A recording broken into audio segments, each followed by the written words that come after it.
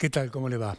Buenas tardes. Voy a estar en un minuto con Santiago Sailán porque ha elaborado un estudio sobre la economía informal. Estamos hablando del tema de los manteros y todo este conflicto o esta polémica que hay en torno a esto. Me pareció interesante escucharlo para ver en qué situación estamos, ¿no?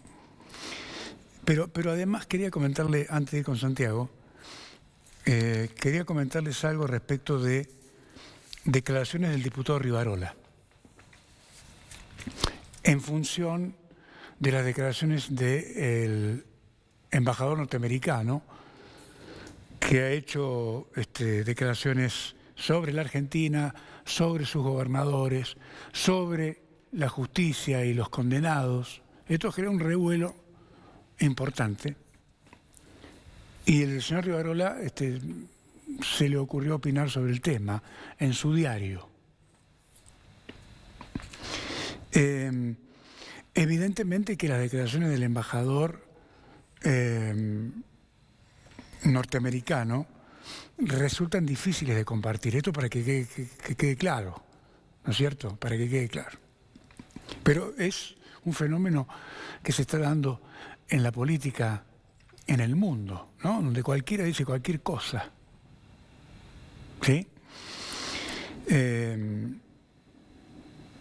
Pero particularmente me quiero detener a reflexionar algunas cuestiones que dijo Rivarola en este sentido, porque creo yo que no se puede esperar de Rivarola que lo haga desde una posición ética. ¿Se da cuenta? En realidad, su discurso no estaría reflejando, creo, un verdadero respaldo a los valores que debería representar un dirigente político. Porque, como le digo, sus palabras están teñidas de una suerte de doble ética. ¿Sí? De Rivarola podríamos hablar de su prontuario. Digo esto haciendo referencia a su pasado y a sus antecedentes cuestionables. ¿Para qué vamos a hablar de currículum? ¿Para qué vamos a hablar?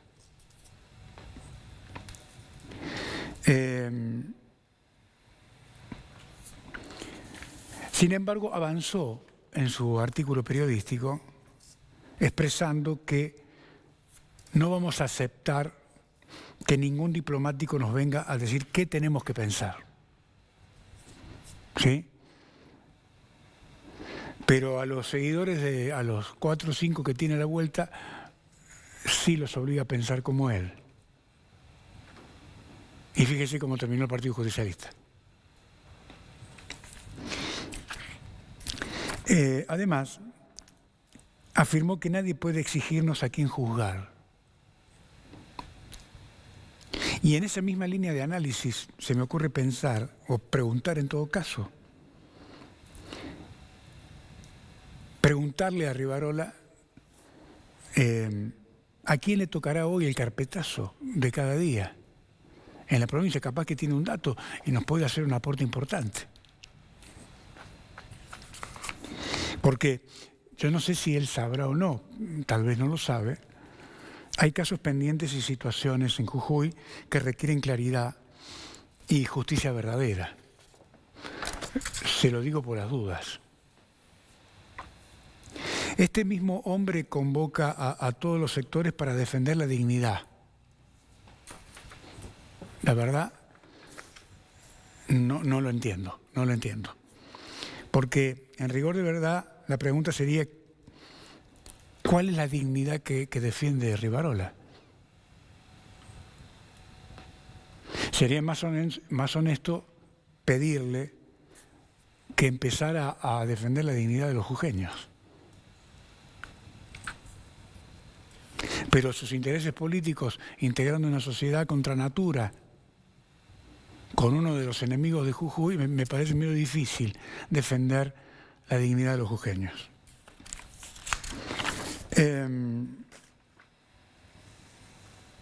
La patria no se negocia. Esto fue otra de las cosas que pude leer en su artículo que escribió en su diario o en la nota que le hicieron en su diario. La patria no se negocia. ¿Y los negocios del otro lado del mostrador? ¿Qué hacemos con eso? Esto también tiene que ver con la doble ética. De modo que esto pone en duda, a mí no me cabe ninguna duda, pero pone en duda, creo, la intransigencia que predica este señor. De todas maneras, lo que necesita la provincia es entender estas cosas. ¿Sí? Cualquiera se sube a cualquier colectivo, ¿sí? Y opina cualquier cosa sin tener en cuenta principios, valores, absolutamente nada. Y esto es una expresión del populismo berreta que milita, en todo caso, Rivarola. Lo que necesita, sí, la provincia de Jujuy es construir un futuro sin dobleces, sin manipulaciones y sin negocios ocultos. Cuando uno tiene autoridad moral, teniendo en cuenta todos estos pequeños aportes que hago con mucha humildad, puede hablar sobre lo que opina un embajador. ¿Se da cuenta? Por más que ese embajador diga un disparate. Pero para responder hay que tener autoridad moral. Se lo dejo para que lo piense. Bueno, ¿cómo le va, Santiago? Gracias por estar acá. Gracias a vos por recibirme. Bueno, estábamos siguiendo un poco lo que está pasando con los manteros. Es decir, la ciudad se ha transformado en un gran manto, ¿no? Por ponerle un título. Y esto me parece a mí, yo lo digo siempre, es el fracaso de la política, que sí, no ha sabido, no ha tenido la capacidad, la inventiva, la innovación, el coraje de generar empleo desde 2015 hasta hoy. Sí, así es. ¿No es cierto? Usted ha hecho un informe sobre la informalidad, no sé cómo estamos. Sí, en rigor hemos hecho un trabajo desde el Frente por un Nuevo Jujuy. Hemos hecho todo un trabajo sobre un relevamiento en base a estadísticas del DIPEC, del INDEC y de la encuesta permanente de hogares, sobre todo el trabajo, tanto asalariado, de aquellos trabajadores que reciben un salario y están en relación de dependencia, pública o privada, en Jujuy, como el trabajo no asalariado, que incluye autónomos, cuentapropistas, monotributistas, trabajadores de la economía popular. Y lo que nos hemos dado cuenta con las estadísticas que el mismo gobierno de la provincia publica es que ingresaron al mercado formal de trabajo 120.000 jujeños en los últimos 10 años. Si uno toma el periodo de diciembre de 2015 hasta marzo de este año, 120.000 jujeños ingresaron al mercado de trabajo. Apenas se generaron en el ámbito privado 1.000 puestos de trabajo, 933, un poco menos de 1.000, en 10 años. Y eso, al haber subido la población de manera mayoritaria, o sea, eso representa una caída del 6% en el trabajo privado, y en el trabajo público también hubo una caída. Donde no hubo una caída es en el trabajo no asalariado, informal, que subió a 108.000 personas. O sea, de 120.000 personas que ingresaron estos últimos 10 años, apenas 1.000 ingresaron al trabajo privado, a empresas, y 108.000 pasaron a acrecentar todo el mercado de trabajo informal, cuentapropistas, monotributistas, trabajadores de la economía popular, donde están los manteros. O sea, no han generado laburo de calidad en estos 10 años, tanto de la gestión de Morales, los dos gobiernos, como estos 2 años del gobierno de Sadir. ¿Qué aprendieron? No aprendieron nada. Esto del cambio de la matriz productiva, que alardean desde el gobierno, alardearon durante 8 años, es realmente acrecentar la informalidad. No generaron laburo realmente de calidad, con seguridad social. Estamos hablando que el trabajo asalariado tiene una seguridad social, una cosa normal. Claro, no, totalmente. Nosotros hemos hecho cálculos sobre la base de estas cifras y realmente hemos visto que, bueno, 108.200 jujeños se acrecentaron el trabajo no asalariado, lo que significa un incremento del 45% a casi el 60% de la población económicamente activa. Realmente, y esto representa, bueno, la falta de políticas públicas de generación de empleo, que se ve tanto en el ámbito rural, en el ámbito pyme. No ha habido políticas públicas que faciliten o incentiven la generación de empleo en el campo, en la ciudad. Y eso realmente es falta de voluntad política. Lo que Ahora, sí... yo lo que veo en función de los datos que usted acerca, en Santiago, es que en otras provincias, que en todos lados hay problemas, ¿no es cierto? Sí. Pero en otras provincias, el gobernador convoca a todos los sectores. Exactamente. Y se llegan y se firman acuerdos. Claro. Con las cámaras, Exacto. con los gremios, ¿no es cierto? Para crear planes, en fin, mil cosas, no importa. Pero aquí es un gobierno que se encierra en sí mismo. Sí, y lo que ha hecho en cada región vos ves negocios para unos pocos. Para Sí, la claro, familia. eso ni hablemos. Él es el sello. Es terrible. En el ámbito minero, negocios para unos pocos. En el ámbito de obra pública, negocios para empresas que están relacionadas al partido político de gobierno. En el Pongo, Canava, o sea, negocios familiares, el Tren Solar, o sea, negocios familiares de la familia de Morales, ¿no? Sí. O sea, pero generación de empleo genuino, nada. O sea, y eso es realmente algo que nosotros entendemos que hay otras maneras entendemos que tiene que apostarse a empresas públicas, tanto con fondos públicos y privados, que eso es lo que está funcionando en el mundo, ¿no? Si uno ve China, por ejemplo, bueno, hay participación pública-privada en todos los ámbitos donde se genera empleo, se generan realmente ingresos y hay un ascenso social masivo. Pero bueno, acá simplemente... Pero claro, China, por supuesto, pero China tiene como principal característica la innovación. Exacto. Acá no se le cae una idea a nadie. No, y ha habido abandono. Si usted habla con los funcionarios de vez en cuando, pero habla. No, lo único ¿no que están preocupados sí. es cursos de formación, cursos de empleo, pero sin salida laboral. O sea, hay un montón de noticias sobre cursos de empleo y de formación, pero sin salida laboral. Entonces hacen publicidad de eso, pero no hay generación real de trabajo. Estas estadísticas los muestran. Es impresionante, uno ve desde el año, yo acá tengo cifras, en el año 2015 había 57.900 trabajadores privados en Jujuy.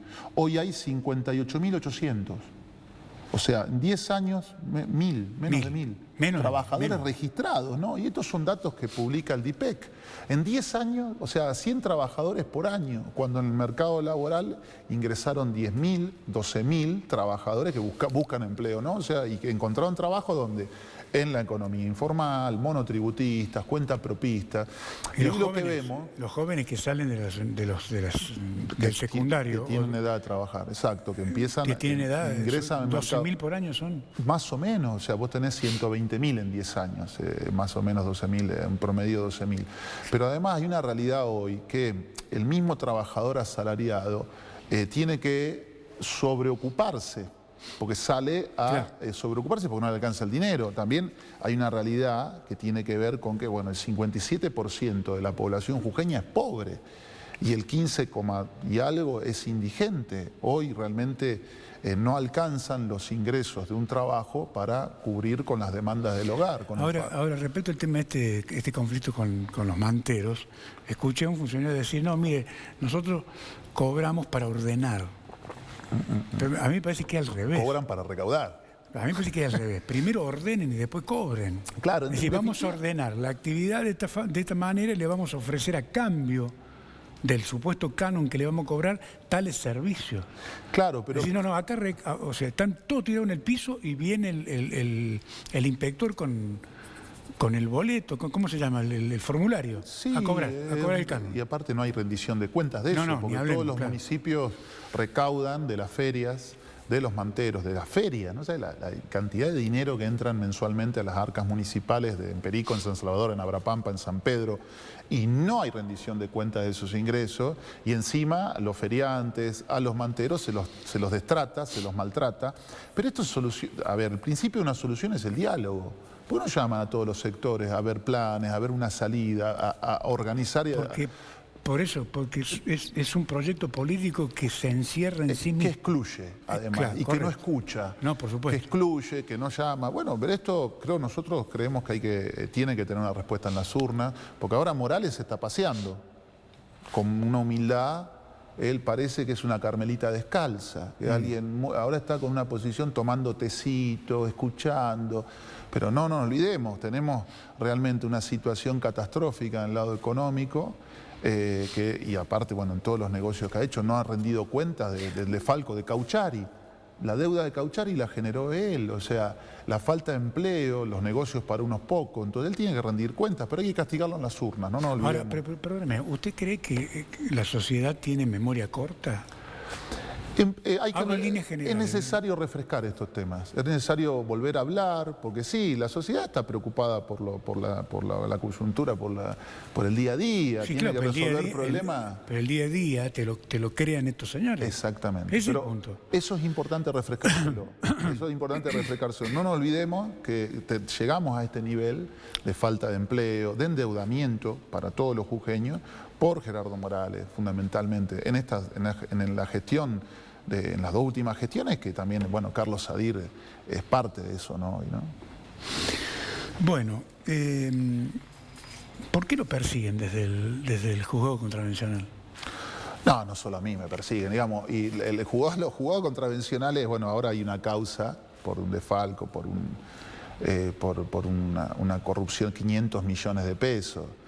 Pero realmente no nos olvidemos cómo se generan los juzgados contravencionales, que es parte de la reforma constitucional, y es un instrumento recaudatorio, fundamentalmente recaudatorio, y a la vez que sirve para la persecución de aquellos que reclaman demandas genuinas. Puede ser en un barrio, puede ser pueblos originarios, puede ser sindicatos, sectores sociales, manteros. Para ello sí, se aplica el Código Contravencional. Y en esto me parece muy importante, ¿no? Bueno, no solo es producto de la reforma, sino que todo el tiempo ingresan en multas, en faltas contravencionales, no solamente en las multas de aquellos que protestan, porque a los que protestan los multan por cifras millonarias. En ese momento, en el 2023, hubo multas de 5 a 7 millones de pesos. Esa recaudación, no hay trazabilidad, supuestamente va para mejorar, o sea, eso es caja recaudatoria que va supuestamente a la policía. Digo supuestamente porque si uno ve las fuerzas de seguridad también no tienen elementos, no hay, le deben adicionales, o sea, están en una situación de precarización salarial y laboral terrible. Eso ha sido empleado para campañas. Los fondos que recauda el juzgado contravencional han sido destinados a campañas proselitistas. Bueno, no hay control. Es como también en la reforma constitucional se modificó el Tribunal de Cuentas. Ahora solamente es una auditoría, entonces tiene que pedir permiso para auditar. En toda la administración pública provincial y en los municipios también, no hay rendición de cuentas de los cuantiosos fondos que se recaudan, y eso habla de un deterioro de la democracia, digamos. Eso realmente es un perjuicio, pero acá hay, a ver, en este juez Ustares es un chivo expiatorio, es un perejil Ustares, digámoslo así. El que es responsable político, porque es el ministro de Seguridad, Pulleiro, actual ministro de Seguridad, lo fue Corro. Esos son directamente responsables, se quieren deslindar responsabilidades de los funcionarios a cargo, porque los juzgados contravencionales dependen del Poder Ejecutivo. No son jueces, son abogados, son policías algunos, pero no dependen del Poder Judicial, dependen directamente del Poder Ejecutivo. Acá en otra parte del país depende del Poder Judicial. Exactamente, acá han hecho... Ahora, cuando usted dice Poder Ejecutivo es Morales, Sadir. Exactamente. No es solamente Corro y Pulleiro. Claro, pero los principales, no se puede solamente reducir la responsabilidad de un juez, como si los otros no supieran. No, claro, claro. Aparte se paga en efectivo, no hay comprobantes.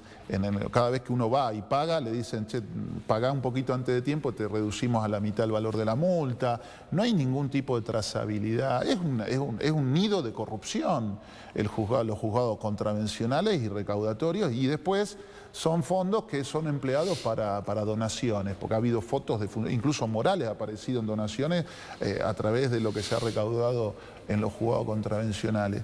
Quiero también destacar algo. Bueno, nosotros vamos a hacer una acción contra el juzgado contravencional, porque nosotros vamos a demandar que se investigue la administración financiera del juzgado contravencional, incluido el circuito de ingreso y egreso de los fondos, y una auditoría contable. Fundamentalmente eso lo vamos a presentar pronto, ya lo tenemos armado, preparado con la doctora Mariana Vargas, así que bueno, pero también hay un dato no menor.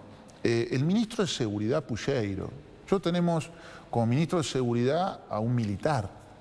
Ya empezando desde ahí, es un militar que es ajeno a la provincia, ha reivindicado la dictadura militar, ha reivindicado el genocidio, la dictadura militar, y además está imputado en Salta. En el 2021 fue imputado por incumplimiento de deberes de funcionario público. O sea, tenemos un ministro que está imputado en Salta, en la justicia salteña, por incumplimiento de deberes de funcionario público en el 2021, que es negacionista, o sea, que reivindica el terrorismo de Estado, que además es militar, como si no hubiera en Jujuy jujeños preparados para administrar la seguridad pública. Está preparado, o sea, no está formado en seguridad ciudadana, o sea, tiene una formación militar, y esto es parte de la lógica que hay hoy a nivel nacional de pasar a las fuerzas militares a hacer seguridad interior, lo cual es un viejo anhelo de Washington, de Estados Unidos, de que las fuerzas militares, en vez de cumplir con su rol de seguridad de fronteras, que es el rol que tienen que cumplir, pasen a seguridad interior. Esto puede traer consecuencias graves, porque cada vez que hubo efectivos de las fuerzas militares custodiando la seguridad pública, hubo desproporcionalidad y hubo grandes realmente atentados contra la democracia. Hay muchos casos en los últimos años de democracia que dan cuenta de esto. Y encima hay conflicto de intereses, porque el ministro de Seguridad está relacionado con la empresa de seguridad Huarpe, que le hace la seguridad a la minera Exar. Entonces tenemos un ministro de Seguridad realmente que no está a la altura del cargo que detenta. Vuelvo a decir, no hay jujeños y jujeñas especializados en seguridad que puedan cubrir ese cargo. O sea, ¿por qué Sadir tiene que recurrir a estos personajes muy cuestionados? ¿Usted cree que fue Sadir? Fue Sadir, el responsable político es Sadir, el que puso la firma es Sadir, no sé si se lo puso Exar o Morales. Pero acá tenemos, ¿qué ocurriría si los pueblos originarios tienen un conflicto con la empresa Exar? El que va a desplegar los efectivos de seguridad es el que está a cargo de la seguridad de la empresa. Sí, el ministro de Seguridad, que hace poco desplegaron, tanto en Cueva del Inca como en el Pongo, hicieron un operativo desproporcionado, poniendo cientos de efectivos policiales, cuando tenemos que cuidar, tanto en Perico como en San Salvador, como en Tilcara, como en toda la localidad, hay grandes problemas de seguridad, y en vez de estar abocados los efectivos a la prevención de seguridad, los ponen a atacar a familias, a la familia Ibáñez, a la comunidad de Cueva del Inca. O sea, realmente ahí también hay un desmanejo y hay responsabilidad política. Claro, me llama la atención porque simultáneamente se está haciendo la expo policial. Sí, bueno. ¿Qué muestran ahí? No tengo ni idea, nunca he ido a una expo policial. Es una pregunta que me hago yo. No, nosotros creemos los problemas que tiene la policía.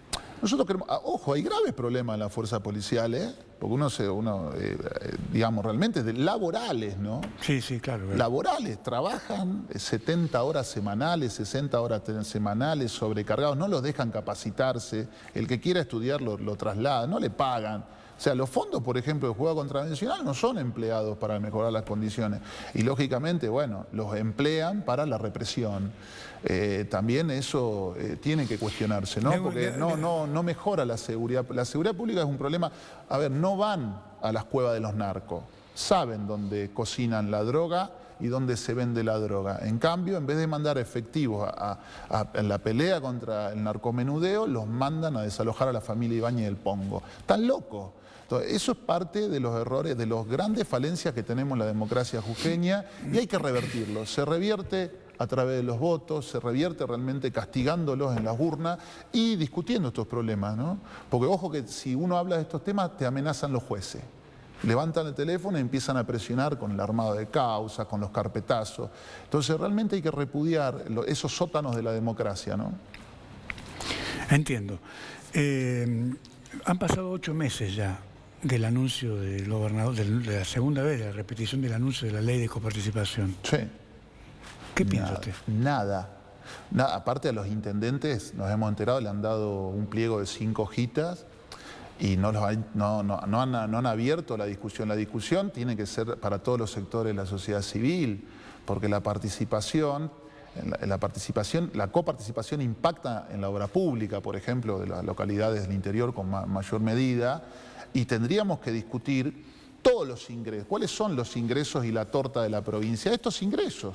Estamos hablando de dinero del juzgado contravencional, los dineros que entran en Canava, los ingresos que entran en regalías mineras, en regalías petroleras, donde hay todo lo de la coparticipación nacional, todos los ingresos, a nivel impositivo, para decir, bueno, ¿qué porcentaje le corresponde a cada municipio? Hacer una discusión realmente más sincera, pero si se investigan solos. Acá nosotros no esperamos nada de la coparticipación, más bien han sido anuncios rimbombantes, y si sale una ley habría que ver el texto, todavía no hay. Fue un anuncio de SADIR, no hay un proyecto de ley. Lleva un año y 8 meses lleva.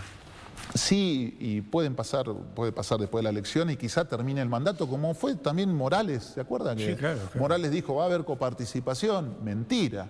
Es la última provincia del país donde no hay coparticipación municipal. Es un desastre. ¿Por qué?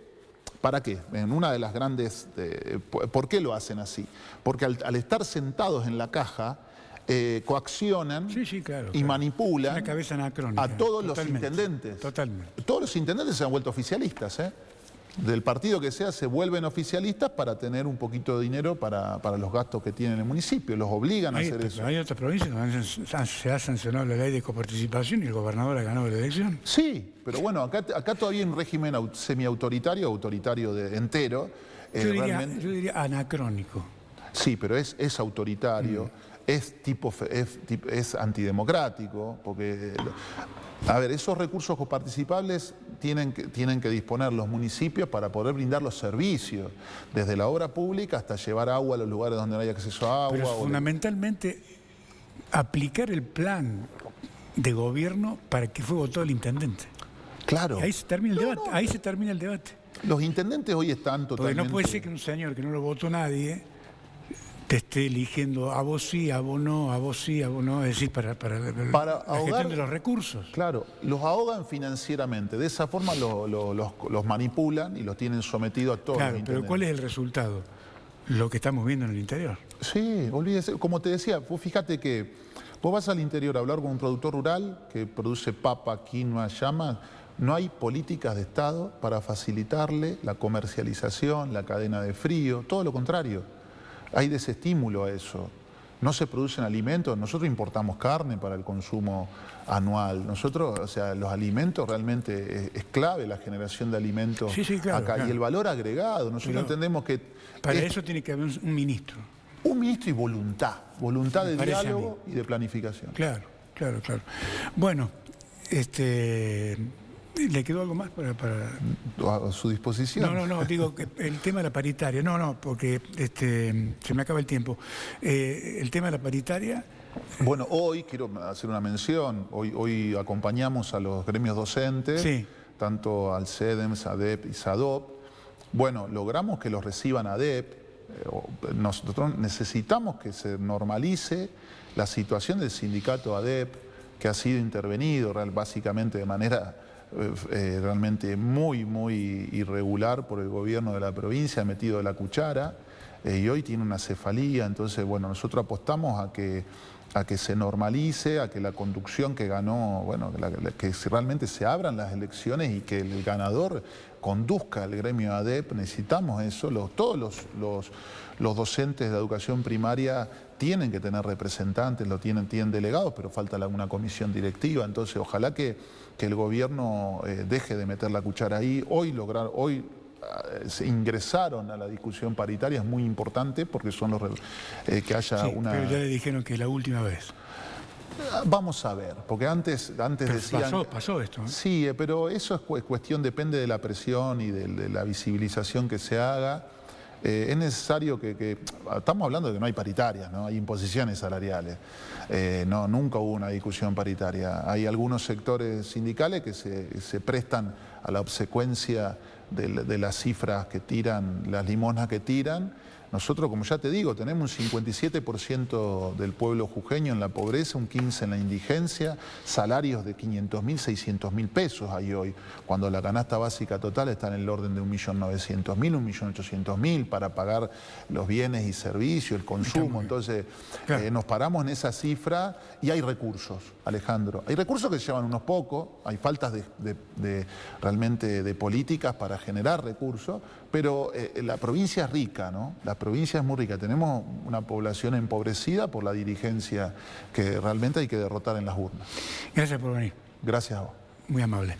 Nos reencontramos mañana, ¿sí? Mañana. Gracias. Chao.